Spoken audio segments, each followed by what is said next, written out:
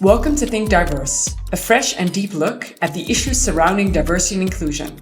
I'm your host, Catherine De Vries, and I'm a Dean of Diversity and Inclusion at Bocconi University. In every episode, I will pick the brain of one of my Bocconi colleagues about their research about diversity and inclusion. This all to understand how diversity manifests itself in our daily lives, our society, and our economy. This episode is about artificial intelligence. Artificial intelligence is fashionable. You might not believe it, but almost every ad, gadget, and even some appliances, including your vacuum cleaner, seem to adopt some form of artificial intelligence. The only thing that's more fashionable than AI itself is blaming artificial intelligence for every shortcoming in the world, including the idea that machines will take over from humans in the close future. Thinking about AI in these futuristic terms, though, is fascinating, but makes us lose sight of current real shortcomings, such as algorithmic bias. With algorithmic bias, we mean the tendency of algorithms to perpetuate societal prejudices when they are used to make decisions. In the past few months, for example, we might have heard of a machine learning tool used to automate judgments on bail decisions for defendants in the US. The tool ended up only paying attention to the color of the defendant's skin and made the skin its single device's feature. How can this happen? And are there ways out of this? We're going to discuss this topic with Luca Trevisan. Luca is a professor of computer science at Bocconi, and in collaboration with an NGO, he is working on raising awareness of the issue. Luca, thanks for joining us here at Think Diverse. So my first question is, what prompted you to actually analyze this topic? Thanks for having me, Catherine.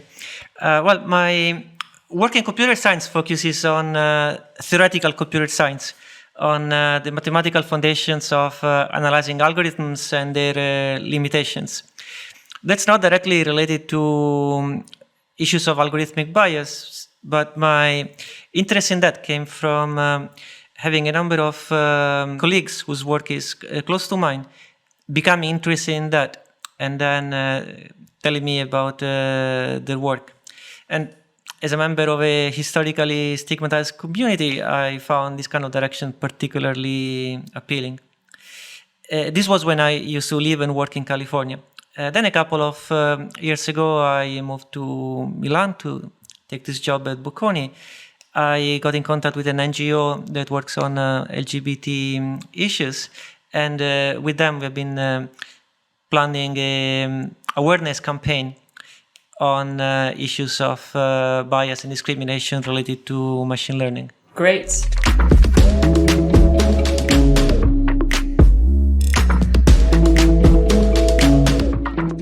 So many of us are familiar with the argument that AI tools are trained with data that comes from the past. So these data will incorporate prejudice and biases, and then, by the kind of design of the algorithm, they're destined to kind of keep on the feet of machine learning. So is that the way kind of bias works within AI, or are there other reasons why AI can display bias? Well, there are many reasons. If you have sort of kind of active bias in the data, say you are building an AI system to screen resumes at a company to get a short list of people that will be interviewed. And then you train the system that selects resumes out of the way resumes were screened in the past. And the AI system tries to replicate as much as possible what people have been doing in the past. Then, if in the past the kind of manual resume screening incorporated some biases, so that certain, maybe like men were more likely to be selected than women, or perhaps people with certain ethnic or religious backgrounds were more or less likely to be selected, then the AI system will learn to replicate these behaviors.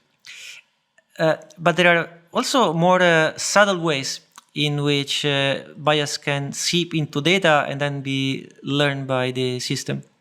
Like something that has been observed in image recognition systems, like systems that are trained to kind of look at a picture of a person, then look at a database of images, and then recognize that two pictures are of the same person. when they're trained on data that incorporates mostly pictures of white people, then it's not so accurate in recognizing people of other ethnicities. Or if it's trained mostly on men, it's not as accurate on recognizing women. And the reason is that in the process of training, machine learning system is trying to construct a model that as close as possibly replicates the correct answers that you have in the training data. But you'll never try to go for 100% accuracy, because that would make the model overfit on the data and perhaps not be as accurate on future instances.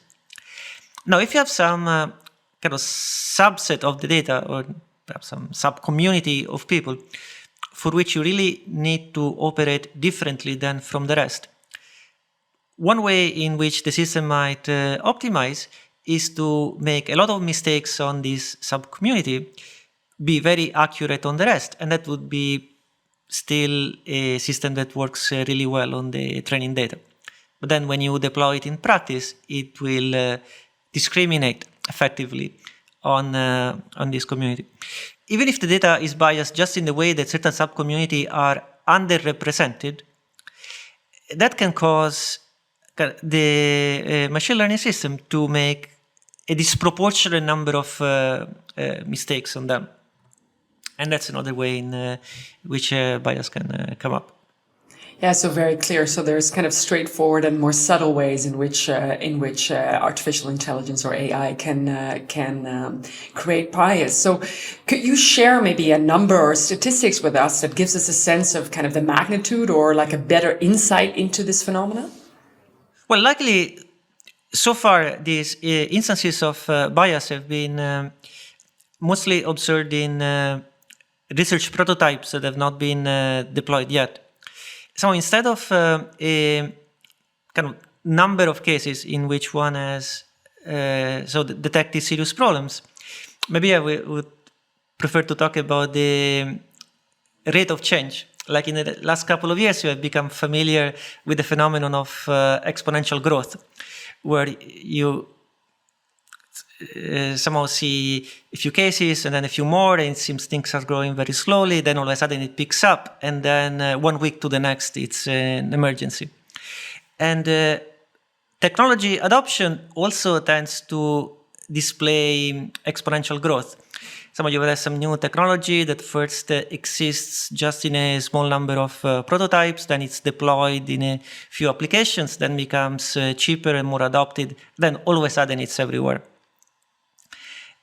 And we risk having the same exponential growth with incidence of bias due to those technologies.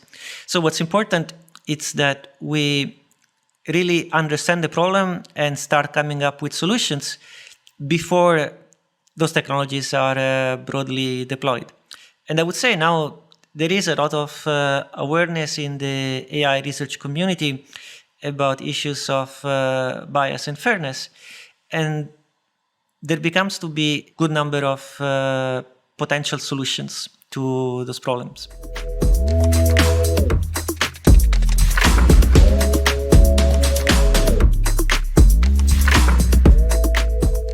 So that's an optimistic note as to the change that we're seeing. So just to kind of delve into this bias phenomenon a little bit more, could you tell us a little bit about who the people are that are most affected by algorithmic bias, and what is the kind of damage that could be done, or kind of the things that they suffer as a reason of this? We have been seeing research in all kind of situations in which bias can arise. So you can see that large groups, like for example women, can be affected by biased decisions in the past, or by being underrepresented in the data. For example, here at Bocconi, Dirk Hovey, who works on natural language processing, has been looking at how bias seeps into the automatic processes of language. And that, for example, now we have pretty good automatic translation software, but these automatic translations are more accurate for certain age groups and less accurate for others. Because the body of data on which they've been trained, it's mostly things like documents from the UN or the EU, where you have the same text written in different languages. So that's a mountain of data for translation, but it's a very formal language. So the way young people speak, it's not translated as accurately by those systems. We've seen failure of facial recognition software in subcommunities that were poorly represented in the data. Like, it has been seen over and over how those systems tend to be more accurate for white people, for example. For small communities, there is a more subtle problem, which is that perhaps they are fairly represented in the data set, but still, when you kind of optimize for accuracy, it might be that the optimal solution for the system is to be less accurate on some sub-community on which it's a bit harder to make predictions. And so some of the system might select some way of making predictions that is systematically wrong, perhaps for a religious minority or an ethnic minority that is pretty small. This is considerably harder to fix. In some cases, it can also be hard to detect that bias happens, because it's happening for a group whose membership is not obvious from the data, although the system is able to deduce it. So far this has not been well documented, but it's sort of a hypothetical problem that could become problematic in the future. Like, imagine, for example, that you have past data that is historically biased against LGBT people, for example. This is my the issue I'm particularly sensitive to. Maybe in resume screening or interviews, that LGBT go in interview, they are systematically passed over by recruiters. Now you take all data from the past and you train a system to do resume screening. Now, it's not that in the resume it says that the person is bisexual or gay or lesbian, but perhaps the recruiter can sense it and be biased in this way. But then all the data about the person, perhaps where they went to college, what extracurricular activity they did, perhaps words that they used to describe themselves. That's a collection of data that could be used to predict very accurately if a person is LGBT or not. Now, a system that optimizes for accuracy might detect a pattern, that there is sort of a collection of features of a person, where they went to college, how they describe themselves, what words they use in the resume, and so on, that correlates with being rejected from the job. And that will learn to do the same. And so now you have trained a system to sort of out people, to sort of infer from the data that they are LGBT, and then use that information to reject them. If this happens, it's extremely difficult to detect, because say you do some kind of audit on the data. You just, maybe from a manual audit, you would never notice this pattern, because you would not see from the data that this kind of discrimination occurred. So a very intriguing notion to but so far it's a very theoretical study, not deployed yet.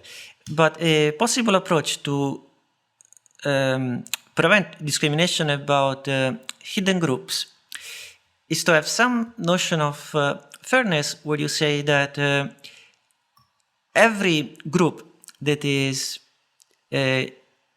efficiently detectable from the data should be treated fairly, even if it's a sort of unimaginably gigantic number of possible subgroups that can possibly be detected from the data. So although you're asking for fairness against an unimaginably large subset of possible subgroups, there have been some studies that such a notion is called calibration is achievable, as there is some computational limit to how efficient it is to detect those subgroups. It's possible to simultaneously protect against all of them. Whether this will make it to production systems, it's not clear, but for example, that's a mathematical study that I find very intriguing. Yeah, that's really fascinating.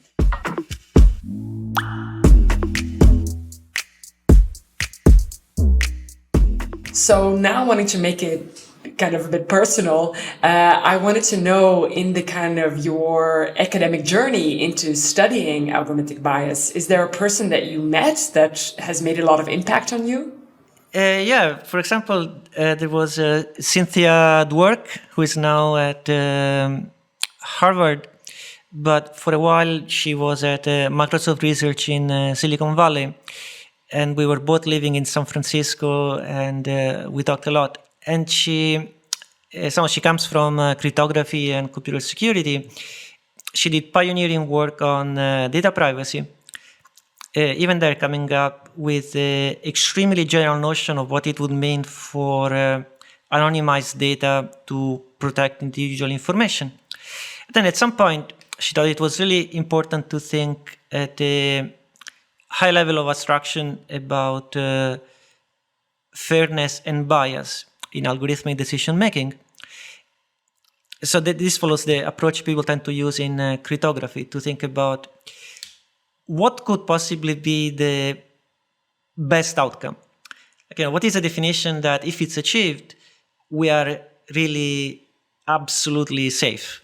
Or in this case, what would be a definition that really everybody is protected? And over the years, they came up with several notions, but this work on definitions, it's very important in my opinion. And recently, the Salmons Foundation has given an $8 million grant for a project in which Cynthia is involved and another friend of mine, Omer Rangel at Stanford, is directing, which is specifically on a theoretical computer science approach to algorithmic fairness. And one of the big goals that they set for themselves is to come up with the best possible quantitative definitions of what it would mean for a system to be fair. So that once you have the definition, you can start thinking about how you would audit an existing system to verify that it satisfies those definitions, or build from scratch so that at every step those definitions are achieved. So just in your description, you were also talking about areas of improvement and already important to kind of define them first. So just kind of moving into the topic of improvement and what can be done in order to tackle bias within AI. So it sounds that algorithm designers prefer to concentrate their errors on small groups of people in order to have a more accurate model of the rest of the population. Is that the way it works? So it's that the kind of area to go in order to be sensitive of smaller, or as you said, also stigmatized or marginalized groups. Is that the way forward? Well, that's definitely one of the bottlenecks to progress. So the fact that kind of inevitably systems make errors, and even in the best designs, there will be some subset of the data or people or users that will be treated differently. And so any definition will have to allow that and in some way spread these errors away. And intuitively, that's what it must mean to be fair and avoid discrimination. I think in general, we will have to see a very broad multidisciplinary effort in which you go from work that is purely mathematical in trying to understand really what is achievable or not, to the technical work of building fair systems, but also on an interaction between the technologists and the legal scholars and the political scientists and the social scientists to really better understand how this definition capture what people have been thinking about for centuries about bias and discrimination, have solutions that can fit well into our existing legal systems. And I've seen this happening for data privacy, that the research started before data privacy was a big concern. There was foundational work on really understanding what it is that was possible and not possible. Then solutions were deployed. Regulations were passed in Europe and would be discussed in the United States. Companies in the United States started to improve the privacy, individual privacy of their data collection, and Apple, for example, has made it a advertising point that their data collection follows best practices. So something similar ideally would have to happen with algorithmic fairness and bias. We have started the work before it's too late, so that's definitely a plus. There is work on the foundations, there is broad awareness in several communities. Now maybe what will be important is to continue to talk across disciplinary boundaries to make sure that the people thinking about legislation and regulation understand what is technically possible and not possible. Kind of those working on technical solutions are aware of what should be the best practices from a social science point of view.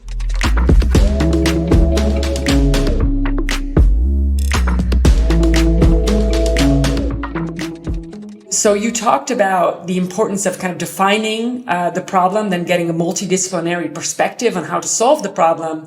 But I was also thinking in the terms of the kind of the example you gave on privacy, you can think that there would be a sufficient definition of, what constitutes private data and what doesn't. In the case of bias, there might be more room for interpretation as to what is fair, right? So I was wondering how we could, solve, or how that can be solved in the future. Yeah, that's a really important issue. For data privacy, the notion of differential privacy has proved to be, in some sense, the best definition. And then there is just a technical problem of how to achieve it. What I believe will happen is that as we study in a mathematical and quantitative way bias and discrimination, we will come up with a spectrum of possible definitions, and then the technical work will be to show sort of what is achievable. Then to pick from the set of possible definitions exactly how we want systems to behave will have to be in part a political choice, and that's definitely the area in which we will have to put